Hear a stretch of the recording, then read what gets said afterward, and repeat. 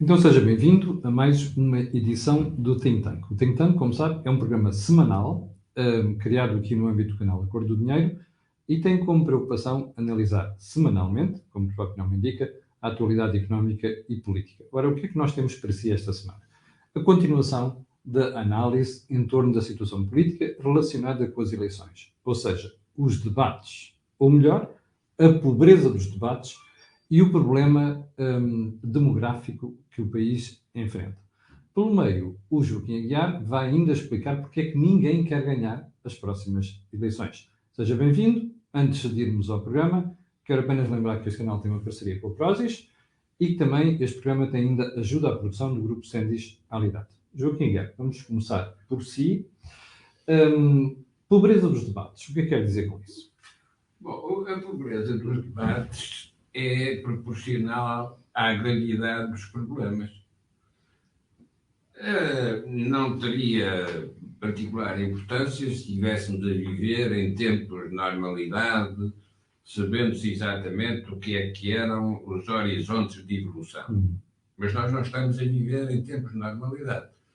Não estamos apenas a viver em tempos de crise sanitária, mas, sobretudo, de uma crise económica com uma intensidade que ainda ninguém, nem do Banco Mundial, nem no Fundo Monetário Internacional, se arrisca a fazer previsões sobre o que é que vai acontecer durante este ano. Ora, perante uma emergência deste tipo, os debates que aparecem são de uma enorme pobreza, porque nem sequer referem os problemas que existem. E nós temos dois problemas centrais a que nenhum dos candidatos dá importância. O primeiro desses problemas centrais é estagnação há 2 décadas, as 2 décadas do euro, o que significa que os políticos portugueses não fizeram a passagem, a transição do sistema ou do regime de moeda própria para o regime de moeda comum. Joaquim, mas há uma parte da classe política que diz que o problema não está aí, está no facto de o euro não servir a Portugal. O facto do euro não servir a Portugal é uma explicação, de facto, só para portugueses. Porque serviu para todos os outros, inclusive para os ex-comunistas que já nos ultrapassaram. Portanto, quem diz o euro não serve a Portugal é um político que não serve a Portugal. Sim, isso está a esconder o problema. Porque a única coisa que quem diz isso está a propor é voltarmos a um sistema em que a balança de pagamentos determina desvalorizações cambiais para ajustar a relação entre receitas e despesas. O que significaria que, na situação atual, Portugal estaria a empobrecer, mais do que a não crescer, estaria a empobrecer, porque estava a ter desvalorizações sistemáticas. E se não fosse por desvalorização cambial, era por subida da taxa de juro e por taxa de inflação. Ora, é esse universo, essa memória que os que não aprenderam nada e não esqueceram nada voltam a referir, é essa memória que nos teria atirado para um abismo ainda mais fundo do que aquele em que caímos. Mas, atenção, aquele em que caímos é por exclusiva responsabilidade de quem exerceu o poder depois da bancarrota e quando havia uma oportunidade para corrigir aquilo que era a entrada na disciplina de uma moeda comum, resolveram fazer uma estratégia de reversões. Isto é, resolveram fazer uma estratégia de são os portugueses que decidem o que é que vão fazer com a sua economia. Ao fim de 2 décadas, viu-se o que é que fizeram. Ao fim destes 6 anos, viu-se o que é que as revelações provocaram. E agora que vamos ser sujeitos a uma compressão brutal dos balanços das empresas, dos rendimentos das pessoas, aquilo que se vai perguntar é qual é a proposta que têm para apresentar. Olhando para os debates, não tem nenhuma. Porque nos debates apenas se discute com quem é que cada um quer dançar e com quem é que não quer dançar. Ainda não perceberam que a música vai parar. E, portanto, não interessa ter parceiro para a dança, não há dança nenhuma. Nesse sentido, estas eleições que serviram ao Presidente da República para se arrepender da estabilidade que defendeu em 2015. Mas acha que ele se arrependeu mesmo? Arrependeu-se porque provoca eleições antecipadas para demonstrar que esse acordo, esse entendimento de 2015 já não existe. Mas é no pior momento, Joaquim. É no pior momento em que ele faz isso. Não é só no pior momento, é aquele que perante o desastre, sim, a única coisa que procura é ficar na margem da estrada para não ser atropelado pelos veículos que vão bater uns nos outros. Portanto, a única coisa que ele faz quando desencadeia eleições antecipadas é o ato notarial de reconhecer que aquele entendimento da frente esquerda não existe, mas não tem nenhuma proposta para o que é que se há de fazer a seguir. E quando o Partido Comunista diz que o PS não estava interessado em analisar soluções, porque a única coisa que queria era eleições, de facto, pode estar a reconhecer qualquer coisa a que assistiu nos debates com os socialistas, mas não consegue perceber que os socialistas já não querem exercer o poder porque sabem o que é que aí vem. Mas essa é a parte mais surpreendente na sua análise. O que o Joaquim está a dizer é que ninguém quer ficar com o poder. Camilo, é muito simples, porque ninguém diz o que é que quer fazer. Se ninguém diz o que é que quer fazer, mas é candidato ao poder, sim, a única coisa que se pode concluir é não quer exercer o poder nas circunstâncias anteriores e precisa de eleições para dizer que são circunstâncias novas. Mas, Joaquim, então porquê é que António Costa, sendo assim, não diz que eu vou-me embora? Não, ele já deixou um critério para se ir embora. Sim, um requisito, sim. Mas, como esse já é uma dança repetida, já aconteceu com o Guterres, já aconteceu com o Durão Barroso, tinha que arranjar agora uma outra explicação. Então, a outra explicação que arranja é: eu considero que se os eleitores não me derem uma maioria, não me derem uma vitória eleitoral, fiquei sem legitimidade para continuar. Porque fui eu que estive durante estes 6 anos. Ora, isso é o pretexto para desaparecer pela esquerda baixa, para aparecer pela instituição europeia, que é o que ele procura. Bom, só que também aí vai ter uma surpresa. Porque se chegar à instituição europeia, depois de perder eleições em Portugal, vai descobrir que os europeus perceberam perfeitamente o que é que ele fez. E aquilo que ele fez foi, para conquistar o poder há 6 anos, destruiu as condições para exercer o poder. 6 anos depois, porque não tem condições para exercer o poder, a única coisa que procurou foi escapar para uma instituição europeia. Joaquim, antes de voltar a isso, e antes de ir ao Jorge, quero só pedir desculpa às pessoas. Eu tinha passado a semana a anunciar que o programa iria para o ar amanhã, mas precisamente um dos problemas que condicionava o programa hoje saltou para amanhã, razão pela qual, porque entretanto já recebi mensagens de pessoas que desagradadas, porque eu anunciei durante uma semana que o programa era amanhã. E, portanto, peço desculpa por isso, tivemos mesmo que fazer hoje, porque senão já não haveria programa esta semana. Seria demasiado tarde. Jorge, a análise de Joaquim, duas componentes, a pobreza, ou seja, nós não percebemos aquilo que era o desafio que tínhamos pela frente, e sobretudo agora esta que me parece surpreendente, que é ninguém quer exercer o poder. Tu tens uma visão diferente? Não, eu tenho uma visão diferente, mas provavelmente com algumas conclusões similares às do Joaquim. Os debates começaram por ser uma afirmação das personalidades, do estilo, do tom de cada um e com uma certa, eu diria, agressividade, ou seja, traziam o que estava ainda tenso do Parlamento, trouxeram para as televisões.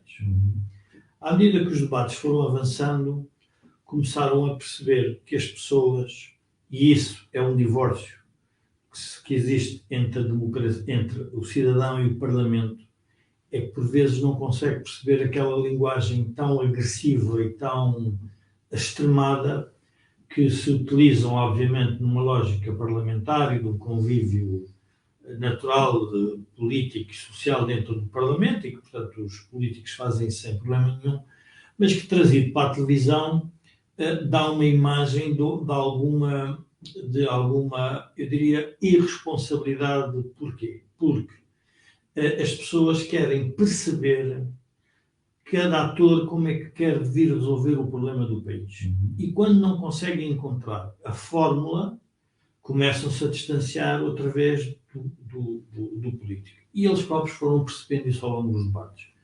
O último debate que houve, por exemplo, já tinha havido um debate entre Coutinho de Figueiredo e Rodrigues dos Santos, em que se afirmavam as diferenças à direita de que os separava, mas ao mesmo tempo também afirmaram aquilo que os poderia unir. No caso do último debate, Rui Rio com Coutinho de Figueiredo, já se nota um clima de temos diferenças, mas o que é que vamos fazer com essas diferenças? Ou o que é que podemos fazer com aquilo que nos une? E, portanto, estão a caminhar num sentido de ir à procura de uma solução. Na esquerda está muito mais complexo, porque na esquerda está a memória da queda do governo, porque os partidos que apoiavam o governo não apoiaram no último orçamento e, portanto, é com o chumbo do orçamento que o Presidente decide que deveria ser, as eleições deveriam ser marcadas. E, portanto, à esquerda ainda está essa tensão, está uma tensão, diria, permanente, e de alguma forma não se revela de forma muito evidente o que é que afinal os fez separar. E portanto isso foi notório no caso do debate entre António Costa e Jerónimo de Sousa, em que Jerónimo de Sousa estava com ar até muito pesado e muito carrancudo e provavelmente se calhar questões também que tinha a ver com a sua própria, que agora com este tema da doença, que obviamente esperamos que tudo se resolva a bem. Sim, é importante dizer isto. Somos solidários com o Jerónimo de Sousa. Sim, não. Do ponto de vista pessoal. Não, fica claro. E acho que é uma pessoa correta, com quem se consegue falar. E percebe-se que na vida política, no longo trajeto na vida política, é uma responsabilidade com as suas ideias, que nós estamos frontalmente contra, mas temos que respeitar. Mas, portanto, há aqui um clima diferente que se começa a formar, mas surge um outro problema, e aí todo com o Joaquim, que é, ninguém está a querer revelar a dimensão do problema. Porquê? Porque se revelasse a dimensão do problema, então o debate teria que ser muito mais aprofundado. Teríamos que ir muito mais longe. Até onde é que vamos? Vamos a exemplos concretos. A dívida total do país cresceu de forma brutal. A pergunta é, o que é que o país vai fazer no caso das taxas de juros que são fixadas pelos mercados fora de Portugal começarem a subir? Como é que vão sobreviver as contas do Estado, das famílias, das empresas e dos bancos? Ninguém está a falar nisso. E então, onde é que os partidos se concentraram? concentraram-se naquilo que mais mina o debate na vida política portuguesa, que é a saúde e a educação. Dois temas... Mas são temas importantes. Não, são temas importantes, mas são temas que não resolvem o essencial do problema de Portugal. O essencial do problema de Portugal está numa coisa muito simples, que é como é que nós vamos crescer.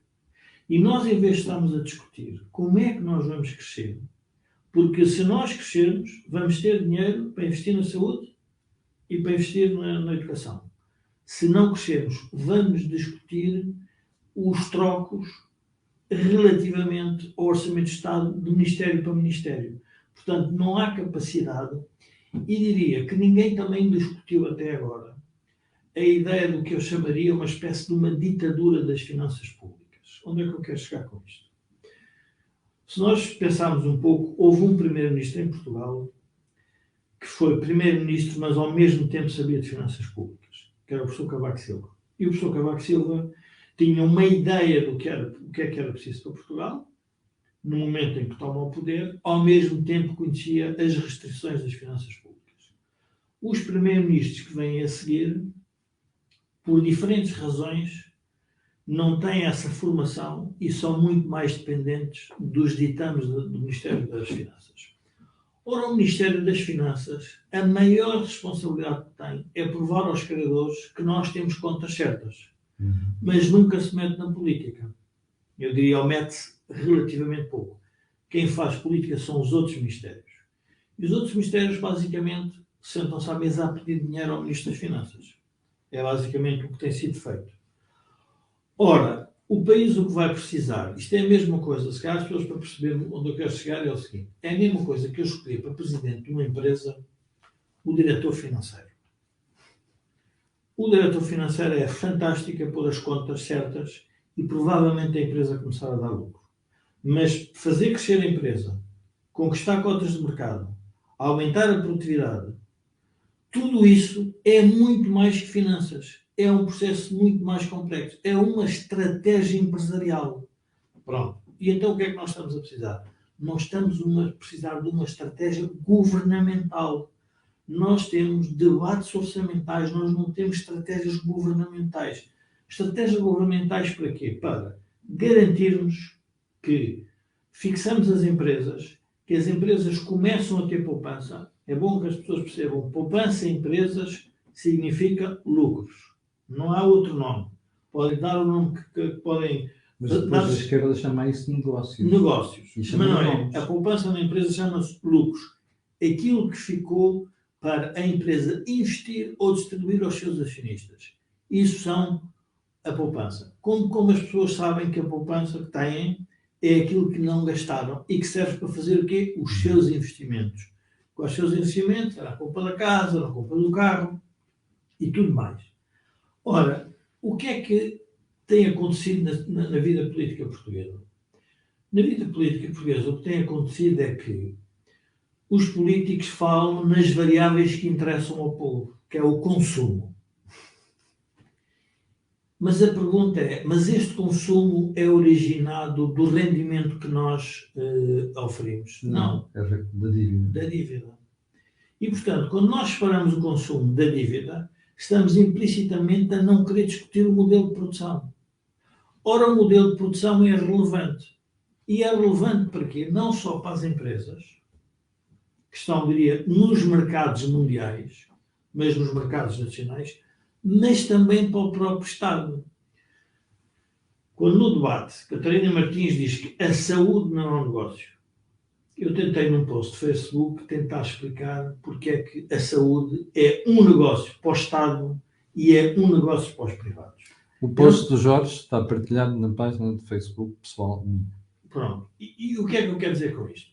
É importante perceber que, independentemente do que se paga de salários na função pública na saúde, na função privada de saúde, nos privados, tem que sobrar qualquer coisa para o investimento. Claro. O que é que isso significa? Que significa que tem que se remunerar os equipamentos, os edifícios. Não, tem que remunerar os investimentos que se fez. E os investimentos que se fez é porque alguém pôs esse capital. E esse capital é dos portugueses.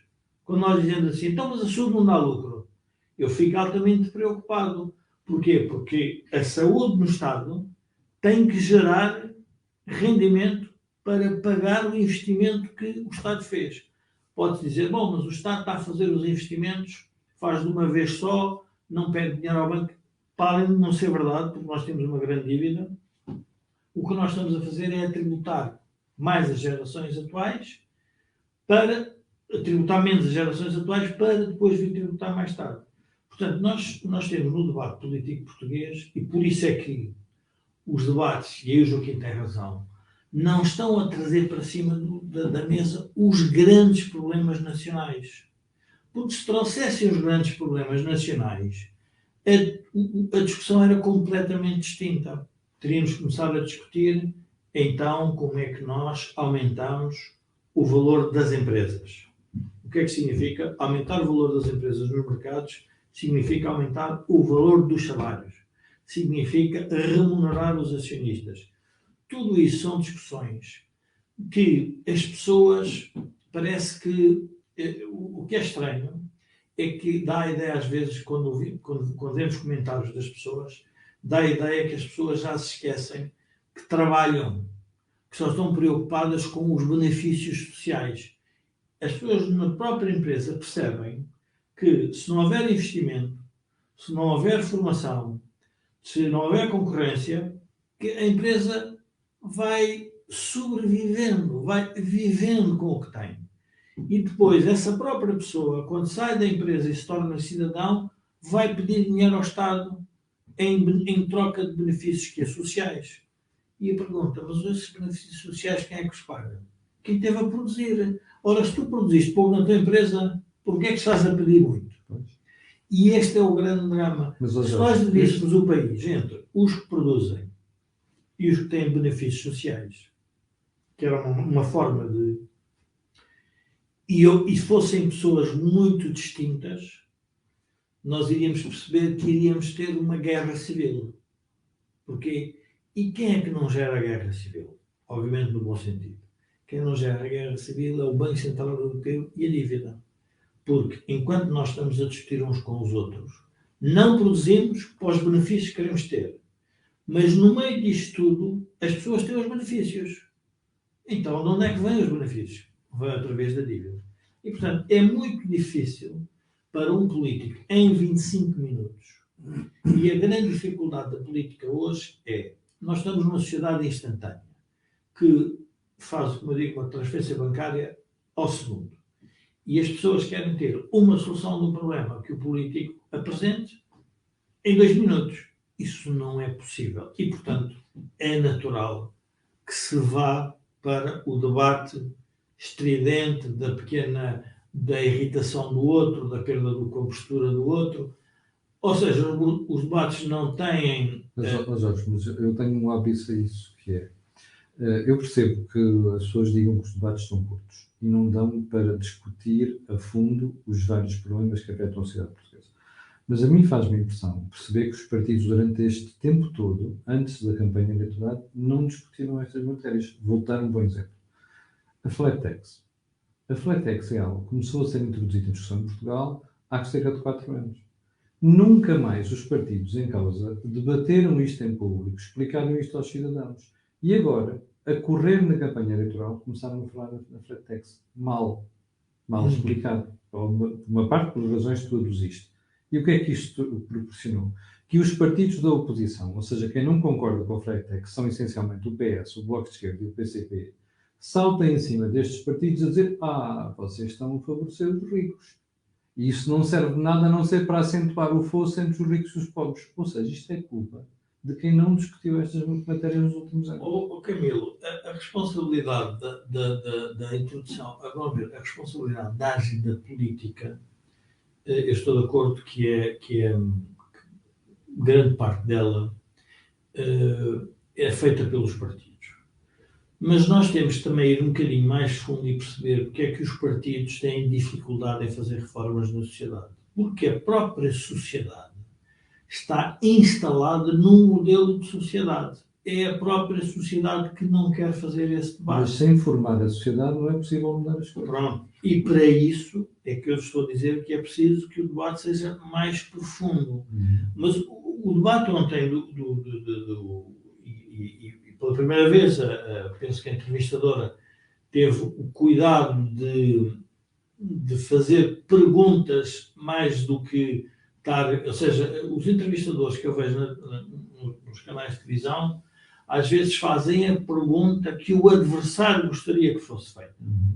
Não a pergunta que o público gostaria que fosse colocada. Tens um bom exemplo, a conversa inacreditável sobre prisão perpétua durante 2 ou 3 dias. Isso foi que é uma estupidez que ninguém em Portugal quer saber disso para nada. Ninguém quer saber disso para nada. Mas tornou-se a cisão, sim. Ou seja, é uma e aí o Joaquim tem alguma razão quando diz que é discutir quem casa com quem.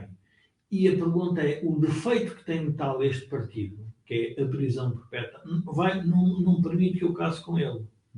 Ou seja, isso é uma fórmula de criar a divisão na sociedade.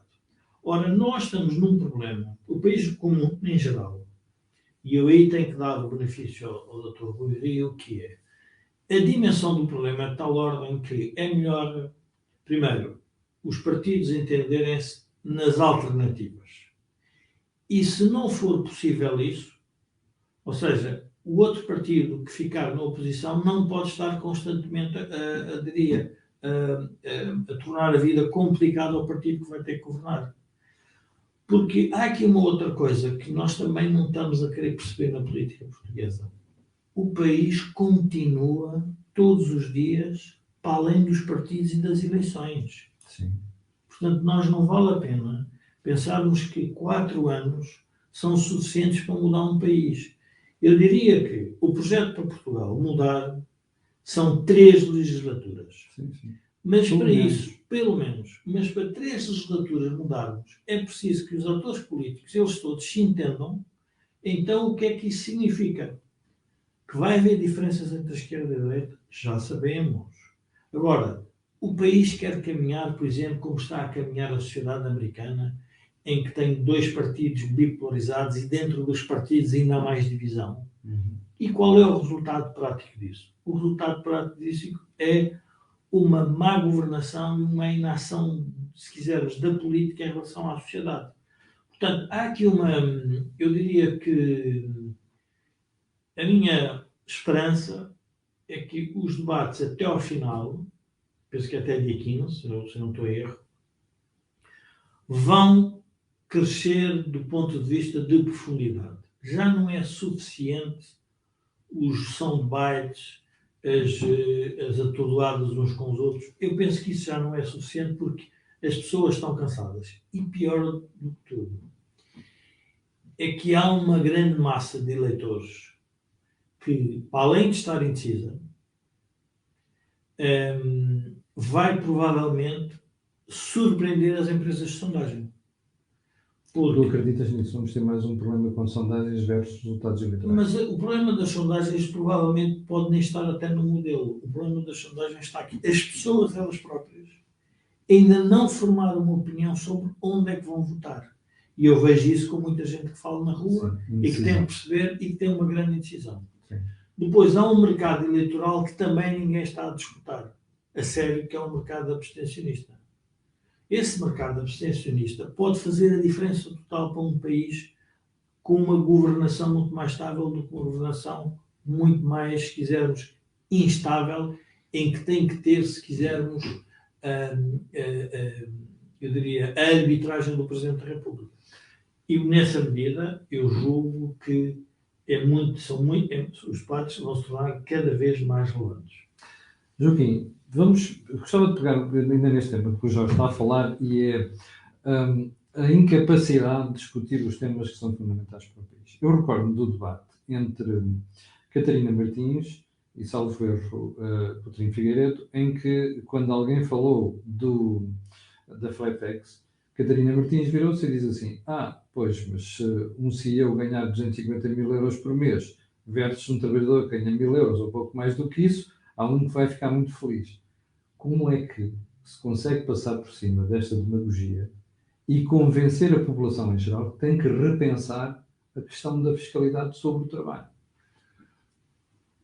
Como é que se consegue passar por cima da Santa da Ladeira que vende garrafas de água benta? É igual da Ribeira. Porque Catarina Martins é uma Santa da Ladeira, benzida pelo Francisco Louçã, e que repete num disco riscado coisas que ela própria não sabe o que é que está a dizer. Por exemplo, uma das candidatas, neste caso do PAN, diz que é preciso que a sociedade portuguesa evolua para uma economia da felicidade e do bem-estar. Esta senhora, que saberá imenso de estufas, de legumes e de estufas, não sabe que a economia é uma ciência triste. pois, Porque tem de afetar recursos escassos para necessidades ilimitadas. Portanto, faça o que fizer, nunca terá nem a felicidade nem o bem-estar. Ora, quando uma dirigente política, candidata a deputada da nação, se apresenta com este nível de ignorância, nós temos de concluir que é um nível idêntico de incompetência política. Joaquim, só para acrescentar, não é nível de ignorância, eu acho que é o nível cultural e de ideias pré-concebidas sobre a sociedade que está instituída numa geração. Sim, mas que é a maneira que têm de não enfrentar os problemas. Completamente de acordo. Porque é tão distante do real que nunca chegam a enfrentar o real. Porque criaram essa fantasia. Uma pessoa que fala no planeta verde tem que ir ao interior de Portugal, tem que ver como é que as pessoas vivem. Tem que ver que não têm eletricidade, não têm dinheiro para pagar eletricidade. Tem a ver que se calhar não comem as 3 refeições como gostariam de comer. Quer dizer, é um discurso perfeitamente esotérico, é fora da realidade. Mas que depois tem estufas com imigrantes. Que é a realidade dessas pessoas. Sim, claro. Bom, agora, vamos voltar a um tema que o Jorge levantou há pouco. Política de saúde. O Estado não vai ao banco pedir dinheiro emprestado para fazer investimentos na saúde. Não vai porque não precisa, é o orçamento. Exatamente. Ora, é esta diferença entre o banco e o orçamento que explica aquilo que é a fraude socialista. Porque a fraude socialista é: ocupa-se o Estado, captura-se o orçamento e, a seguir, distribuem-se benefícios pela população. Este é o esquema da escravatura. Porque o escravo tem de agradecer ao seu dono o facto de o sustentar. E, portanto, o escravo não tem de se queixar de ser escravo. O dono do escravo é que tem de se queixar quanto o escravo custa para continuar vivo. Ora, quando a política é pervertida deste modo, aparecem os socialistas estatistas, isto é, ocupando o orçamento, que são os amigos do povo, e a única coisa que estão a fazer é a escravatura do povo. A diferença é quem é que trouxe a Auto-Europa? Quem é que trouxe investimentos significativos? Ou, se quisermos, o que é que fizeram os templários quando pegaram em Portugal para fazer descobrimentos? Claro que agora é negativo falar dos descobrimentos. Para os que viveram essa época, foi um período de expansão, foi um período de crescimento.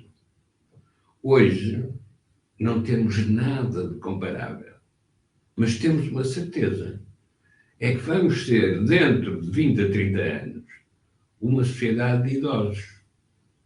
E uma sociedade de idosos não só não resolve a demografia, como não resolve o endividamento. Portanto, só pode estar a caminho de uma coisa. Por isso é que o Joaquim diz que não há guerras, porque os velhos não fazem guerras. Não, ou fazem guerras em cadeira de rodas. Não é? Exatamente. Mas atenção, não há guerras, mas há escravatura. Escravatura daqueles que se põem em jeito para serem escravos. E quem são os que se põem em jeito para serem escravos? São aqueles que fazem crescer de tal modo a dívida, condenam-se a uma produtividade tão baixa porque envelheceram e já nem sequer têm vitalidade para trabalhar, que só podem ser sustentados por outros. Mas o que é ser sustentado por outros? São os donos dos escravos que sustentam os escravos. E aqueles que, em nome da independência e da vontade democrática, recusaram os conselhos dos técnicos de instituições exteriores, que, olhando para Portugal, recomendaram certas políticas, chamou-se a isso a Troika, são agora os que estão confrontados com a proposta alternativa que tinham para apresentar. Então agora, que até tenha a ajuda do Banco Central Europeu, que até já fazem emissão de dívida europeia que tanto desejaram que fosse feita, agora que já tem isso tudo, qual é o resultado em termos de crescimento? E, portanto, no intervalo de uma geração, que são estas 2 décadas de estagnação, mais os 6 anos das pseudo-reversões das estratégias económicas, são suficientes, é um período suficiente, são 2 períodos suficientes e que se confirmam uns aos outros, para que se reconheça que o caminho que está a ser seguido nestas 2 décadas é um caminho errado. Porque entramos num esquema de moeda comum e continuamos a recusar a disciplina de estarmos num esquema de moeda comum. Portanto, não interiorizamos o exterior, mas estamos a querer viver à custa do exterior. Isto só pode acabar mal. Como é que vai acabar mal? E quanto mais cedo for, menor é o prejuízo acumulado. Vai acabar mal e vai acabar mal este ano. Nós não sabemos o que é que vai acontecer do ponto de vista sanitário, mas sabemos que há empresas que vão ser destruídas irreversivelmente. Não é possível substituir o capital destruído por novo capital, mesmo que seja dívida ou seja de investimentos chineses. Joaquim, quando é que acha que isso vai acontecer? Porque o Joaquim deve estar a dizer isso praticamente nos últimos 12 meses. Eu considero que vai ser, As análises que tenho feito apontam para que este ano seja o ano em que se retira o manto diáfano dos apoios, que esconde a nudez fria da verdade. Que é uma estátua que está ali a seguir ao Chiado. E que uns simpáticos partem os dedos e os braços justamente porque nem sequer percebem a simbologia daquilo. E a simbologia daquilo é, de facto, nós escondemos a verdade porque não a queremos ver. Ela é que irreversivelmente partam os braços e os dedos ou não, e irreversivelmente a verdade aparece. Há aqui um tema que eu gostava de introduzir e que tem a ver com a coragem política para enfrentar o eleitorado. À medida que os debates vão aqui vou fazer, obviamente, a minha declaração de interesses. Ou seja, eu defendo que o país precisa uma alternativa ao Partido Socialista e ao Partido do Estado. E, portanto, essa é a minha convicção, que o país só vai sair desta crise, diria, se quisermos, orçamental, económica, dívida, de envelhecimento, se voltar mais para a sociedade e se esquecer um pouco mais o papel do Estado. E, portanto, mas tem que fazer a análise do ponto de vista mais isento e mais, eu diria, transparente. Nenhum dos partidos centrais, quer o PS, quer o PSD, tem dificuldade em enfrentar os eleitorados, porque esses eleitorados foram-se formando ao longo do tempo. É a sociedade que se instala à roda desses partidos e das políticas, mas são esses próprios eleitorados que vão ter que mudar de ideia do que é uma sociedade competitiva. E se nós introduzirmos o conceito de o país precisa de uma sociedade competitiva, nós nunca vamos discutir o problema da saúde e da educação. Não, vamos discutir o problema, o que é que torna a sociedade competitiva. E a seguir vem a necessidade de termos escolas para preparar as pessoas para uma sociedade competitiva e termos saúde para quê? Para que o bem-estar das pessoas relativamente à sua capacidade produtiva seja cada vez maior. Porque é óbvio que ninguém está doente porque lhe apetece. Portanto, o que é que tem a ver a doença? Tem a ver com muitas circunstâncias, mas está muito relacionada com o desenvolvimento económico.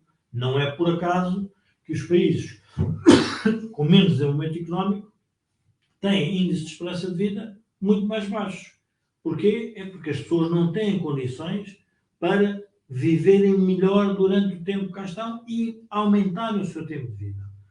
Ora, quando nós não queremos entrar nessa discussão com o eleitorado, porque o eleitorado tem receio, de manhã, Joaquim, falávamos com um convidado de um outro programa e ele dizia-nos: é dramático para uma pessoa aos 50 anos ou 55 ter que ir à procura de emprego.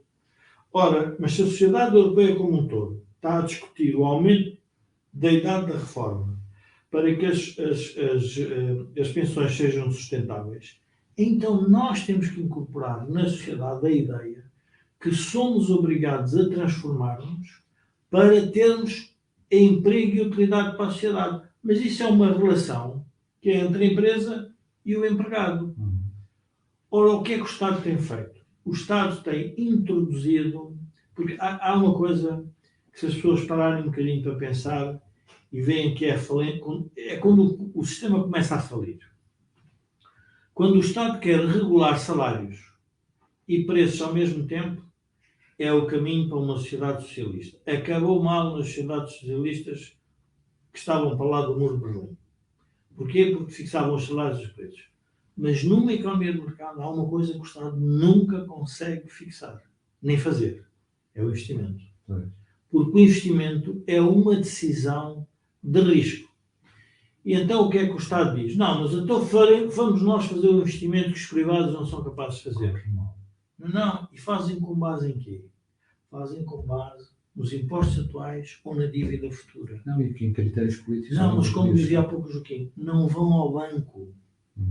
Pedem às pessoas o dinheiro, retiram-nos do salário. O exemplo dos últimos investimentos que nós fizemos em 15 anos mostra exatamente isso. Mostra isso. E pior, torna a sociedade muito mais desigual e iníqua. Porquê?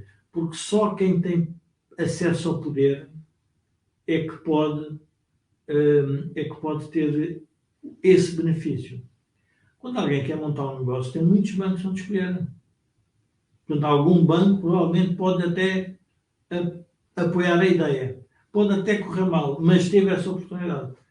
Quando vai ao Estado, não é assim que funciona. Vai ao Estado, preenche um conjunto de formulários e oxalá que na comissão de avaliação ele tenha alguma cunha ou algum favor ou algum amigo. Porque o próprio Estado, o critério para selecionar, que do ponto de vista formal é bom, para a política interessa muito pouco. Porquê? Por uma razão simples. Porque a legislatura tem 4 anos e é preciso fazer um investimento. Então, se eu tenho ali uma pessoa que diz que faz o investimento, então vamos fazê-lo. E a política dura 4 anos. Ao fim de 4 anos, o que é que aconteceu? Alguém fez a análise? Bom, então nós estamos, se vocês repararem, e é interessante ver isto na sociedade portuguesa, nós estamos a discutir os novos investimentos e nunca o Estado fez um relatório sobre os investimentos passados. Exatamente. O que é que aconteceu aos investimentos aqui, aqui e aqui? Porquê é que os debates têm sido interessantes e eu não sou tão catastrófico como o Joaquim? Tem levado os partidos a definir melhor as posições. Veja-se o caso do Dr. Rui Rio. Fez uma afirmação muito relevante, que é: tudo o que der prejuízo não pode ficar na mão do Estado. Há uma coisa que eu sei: na mão dos privados é que não vai ficar. Porque os privados não querem nada que dê prejuízo. Portanto, significa o quê? Que ele vai decidir acabar com atividades que retiram valor à sociedade. Ora, isso é muito relevante. Não é porque ele queira só destruir por destruir. Não, ele percebe que se nós continuarmos a insistir naquele erro, na prática alguém vai ter que pagar. E a grande diferença entre o setor privado e o setor público é esta: o privado tem limites à perda, o público só tem limites à conversa sobre a perda. Porque eu sou capaz sempre de explicar que vou ganhar mais dinheiro, que é muito importante para o país, que é um grande desenvolvimento social, ou seja, eu encontro sempre uma história para contar. Porquê? Porque eu é que tenho a força coerciva dos impostos. Portanto, e por isso, eu estava-me a recordar da legislação, não sei se recordam quando António Costa tomou o poder, que era a legislação sobre os investimentos públicos eram aprovados por 2/3. O que é que aconteceu a essa legislação? O que é que significava 2/3? Porque significava 2/3 era porque a grande maioria do povo estava de acordo em suportar aquele investimento por um período. Desapareceu. Portanto, nós temos um problema da disfunção no Estado, mas o que era mais interessante, eu acho que isso está-se a caminhar, e isso vê-se no caso concreto dos partidos à direita, estão a caminhar por apresentar propostas em que é o Estado que começa a ter, eu diria, a obrigação de libertar a própria sociedade, dizer: não, a nossa função é libertar-vos para vocês desenvolverem a vossa criatividade, o vosso mérito, a vossa capacidade empreendedora. Façam o que têm a fazer. Claro que o PRR, porque é que o PRR é um problema para um país que tem uma cultura de Estado central? É um problema porque canaliza tudo para a classe política, no sentido em que ela própria vai fazer a redistribuição que lhe interessa para manter outra vez interesses. E, portanto, esta circularidade da política, quando é que se rompe? Eu diria, o Joaquim é mais catastrofista, diz: bom, quando aumentarmos as taxas de juros, vai-se romper. Provável. Mas pode-se romper através da emergência de lideranças políticas que elas próprias convencem a população que algo vai ter que mudar. Mas eu aí sou mais pessimista como o Joaquim, porque o que nós estamos a ver é que depois da última bancarrota que tivemos e de quão difícil foi sair dela, os portugueses não aprenderam rigorosamente nada. Camilo, não é verdade. Os portugueses, há matérias em que os portugueses... Mas, Jorge, tu tens mais dívida agora do que tinhas quando este governo tomou posse em 2016, tu tens crescimento económico mais débil neste momento que já tiveste, tu tens o SNS, tens o SNS de pantanas, tens a educação outra vez com pancada ideológica por todos os lados, ou seja, o país está muito pior do que estava em 2016. Camilo, mas a verdade é que a dívida dos privados, das famílias e das empresas cresceu muito menos que a do Estado. Pois, está bem, mas isso não chega. Não chega. Por isso é que nós estamos a dizer, por isso é que a afirmação do Dr. Rui é muito relevante, quando ele diz que prejuízos na mão do Estado eu não os quero. Porque isso o que é que significa? Significa que para a dívida. É que a dívida tem mesmo que ser parada, porque se nós não pararmos a dívida, então o que é que nós estamos a fazer? Nós estamos a pedir uma nova intervenção externa. Sim, claro. Mas queremos ser governados externamente? Ninguém quer ser governado externamente. Mas toda a gente diz que não quer, mas depois o comportamento é exatamente o oposto. Todos o Dr. Costa, o Bloco de Esquerda e o PCP nestes debates, e parece que não aprenderam nada. Eu dou um exemplo da ignorância sobre economia de um político português. quando a líder do coordenador do Bloco de Esquerda, eles não têm líderes, têm coordenadores. Portanto, quando o governador do Bloco de Esquerda fala na TAP, esquece que grande parte do valor da TAP é para compra de aviões. Não há nenhum avião produzido em Portugal. Sim. Portanto, é tudo posterior. Para o PIB, aquilo é zero. Não constrói PIB. Ou seja, aquilo que eu comprei é uma importação, que eu vou ter que pagá-la com uma exportação, que ele está paga como? É para pagar, obviamente, com a venda de bilhetes ao exterior. Mas é preciso vender muito mais bilhetes. E, portanto, nós temos que perceber que quando entramos no nacionalismo económico, qual é o problema que a esquerda mais radical está a introduzir no discurso do PS? E eu acho que é daí o PS trama. É que ao introduzir um nacionalismo económico e a ideia que a economia de mercado é fatal, por mais ideias que o PS tenha sobre benefícios sociais, não vai chegar lá. Porque a única forma de chegar lá é tributar mais os portugueses ou endividar mais as gerações futuras. E, portanto, este nacionalismo económico que é nascente, e depois quando se fala no salário de um CEO, mas é porquê? Porque ele é português ou porque é estrangeiro? É que no caso de investimentos públicos, agora vi, há uma CEO que é estrangeira. Portanto, nós não podemos entrar numa economia aberta na discussão do nacionalismo económico. Nós temos que pensar exatamente ao contrário. Como é que com esta economia toda à nossa disposição, as nossas empresas são altamente competitivas para conquistarmos cotas de mercado? E as cotas de mercado é nos setores que quem é que vai decidir os investimentos? Tem que ser a classe empresarial, mas para isso é preciso uma coisa que é muito difícil a política fazer. É que não pode decretar investimento. Isso não existe. Decreta salários e decreta preços. Mas não consegue decretar investimento.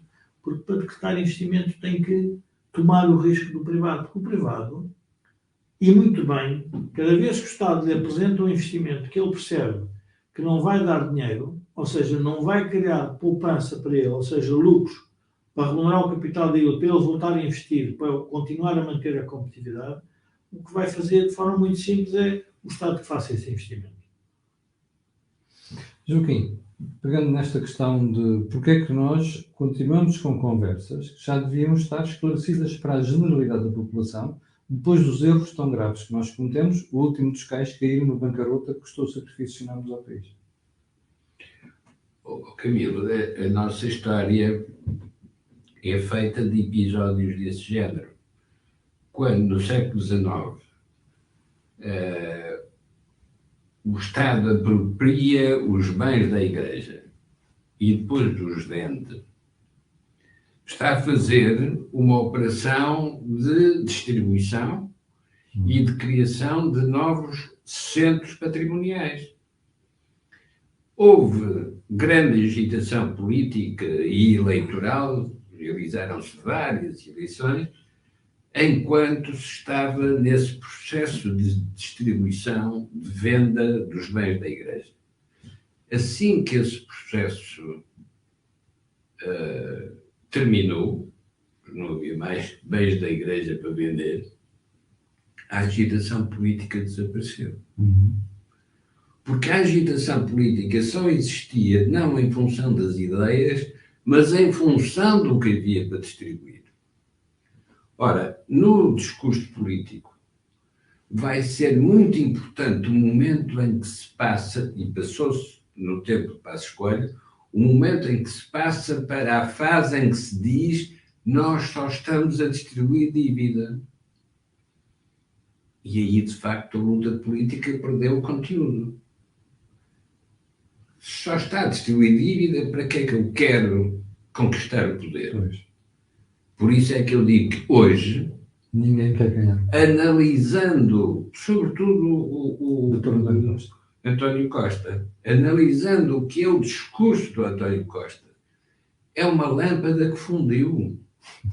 Continua lá no candeeiro, no abajur. Não está tão iluminado. Mas já não tem luz. Aquilo não tem, mas não está iluminado. Não tem nenhum entusiasmo, porque ele sabe que falhou. E agora, desde o chumbo do orçamento, não tem a quem passar a responsabilidade por a crise. Porque ela ficou toda concentrada aí, tem agora eleições. Quando chegarmos às eleições, se não vier nenhum resultado significativo, o que é que isto quer dizer? Que o Presidente decidiu ir para eleições antecipadas antes de ter analisado se haveria diferença nos resultados. E vamos enfrentar o problema de não haver diferença nos resultados com o facto de o processo eleitoral foi perturbado pela existência da pandemia e não se conseguiu mobilizar os abstencionistas. Ora, o que é um abstencionista? É alguém que já desistiu do regime político.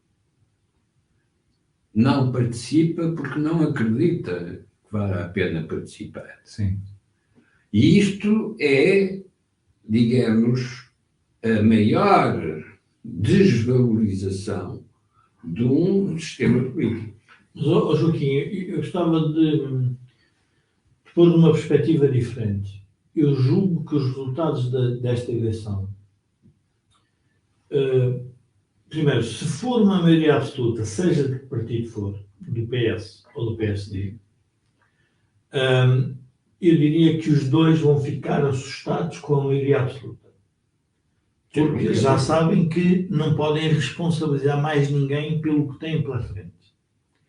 E, portanto, o interesse maior é, diria, uma maioria relativa, mas associados a alguém. Isto é como fazermos nós um empreendimento e alguém querer ficar com tudo, sabendo que há risco. E alguém diz, não, espera lá aí, olha que está aqui risco, é melhor distribuir-vos por todos. Mas eu julgo que o Presidente da República vai ter uma legitimidade acrescida que é quer um programa que os obriga a seguir. Ou seja, não vai ser possível, quer do lado da esquerda, quer da direita, com este Presidente, virem explicar o que é que vão fazer, qual é o governo que querem que ele dê posse, mas vai fazer uma pergunta, e qual é o programa, qual é o acordo, vão fazê-lo para quê?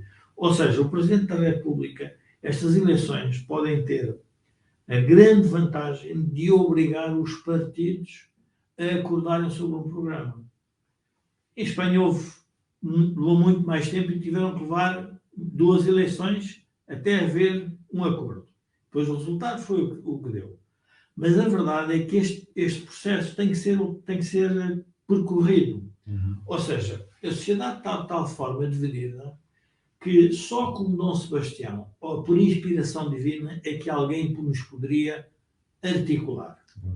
Então, nós vamos ter que passar por um processo lento, que é, vamos a eleições, as eleições dão um resultado em que o PSD tem maioria relativa ou o PS tem maioria relativa, e o Presidente da República, e o que é que os senhores vão fazer com isto? Perante os desafios. Mas quais são os desafios? Pode-se pôr numa folha, os desafios são a crise de taxa de juros, a crise do envelhecimento, os temas relacionados com a falta de investimento público na saúde e na educação, o crescimento económico. O que é que os senhores vão fazer? Digam lá. E é aí que os partidos, que estão em maioria relativa, porque o mais importante, eu acho que esta parte, eu acho que pode ser muito útil para a democracia, é que os partidos, quer o PSD, quer o próprio PS, o PS sair da influência da extrema-esquerda. Isso é relevante. Ainda que o putativo líder do PSD tenha mais ligação à extrema-esquerda. Mas o PS, se não sair daí, vai ter um problema. Porque, no fundo, vai estatizar mais um país que já percebeu que não consegue ser mais estatizado. Mas do lado do PSD, as correntes mais liberais, as correntes de menor intervenção do Estado, as correntes de maior, diria, moderação estatal, vão ter que prevalecer. Não as correntes tão extremistas, do ponto de vista de Estado mínimo ou Estado nenhum, vão nascer correntes dizendo não há dúvida que a solução é a competitividade da economia portuguesa. E, portanto, eu julgo que estas eleições têm a vantagem de poder esclarecer os modelos que eles nos querem apresentar para nós avançarmos. Bom, chegamos ao final do programa de hoje. Como sempre, e particularmente as últimas edições, têm sido muito interesse para perceber a realidade política portuguesa, nomeadamente no momento em que nós caminhamos para eleições. Eu registro o pessimismo de Joaquim e o otimismo de Jorge Marrão. Eu estou mais virado para o pessimismo de Jorge Joaquim, porque confesso que não consigo perceber o que é que a sociedade portuguesa aprendeu nos últimos 10 anos. Foi o Think Tank desta semana. Para o final do programa, quero lembrar sempre que o canal tem parceria com Prozis e que este programa tem também ajudado a produção do grupo Sem Digitalidade. Quanto a nós, já sabe, eu e você voltaremos a ver-nos amanhã às 8 da manhã e com estes senhores a conversa voltará na próxima semana. Eu depois esclarecerei se é à terça ou à quarta-feira. Fique bem, fique bem. Para o final, fica apenas aquele pedido que é colocar um gosto e fazer partilha nas redes sociais. Já sabe porquê. Aquilo que houve aqui, não houve em mais sítio nenhum. Obrigado e até amanhã às 8.